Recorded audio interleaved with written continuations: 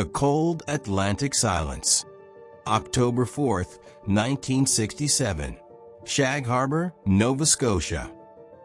To understand this story, you must first understand the setting. This isn't the neon-soaked desert of Roswell or the suburban anxiety of a Middle American sighting. This is a place of salt-crusted wood, of fog that swallows sound, and a coastline where the Atlantic Ocean doesn't just meet the land, it challenges it. On that Wednesday night, the inhabitants of this tiny fishing village were prepared for the usual rhythms of the sea. What they weren't prepared for was the sky breaking open. At approximately 11:20 p.m., the local air was punctured by something that defied the laws of mid-century aviation. Witnesses, fishermen, teenagers, and a Royal Canadian Mounted Police officer didn't report a saucer. They reported a sequence of 4 orange lights, blinking in a rhythmic, almost sentient cadence. It didn't glide, it tilted. It didn't crash, it descended with intention. When the object hit the water about 300 meters off the shore, the sound wasn't an explosion. It was a whoosh followed by a low electrical hum that vibrated in the marrow of those watching from the pier. For a moment, the dark water glowed with a sickly, phosphorescent yellow. And then, as the fishing boats raced out to save what they assumed were the survivors of a plane crash, the ocean did something terrifying. It went silent. This is where the Shag Harbour incident separates itself from the lights in the sky folklore. When the boats reached the impact site, there was no twisted aluminum, no smell of jet fuel, no bodies. Instead, there was a thick, glittering yellow foam churning in the wake of the tide, a substance that felt more biological than mechanical. The Canadian government's response was swift and uncharacteristically heavy.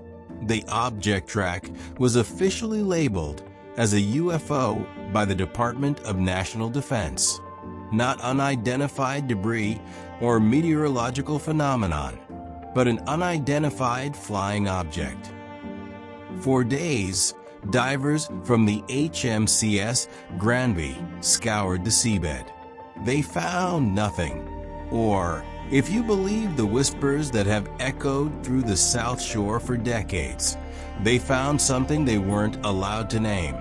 There are persistent reports that the object traveled underwater, surfacing near a secret naval base at Shelburne, shadowed by American and Canadian warships that watched, waited, and ultimately stayed silent. Why does Shag Harbour still haunt us? Perhaps because it represents the moment our mastery of the world felt fragile. In 1967, we were looking at the moon, preparing to conquer the heavens.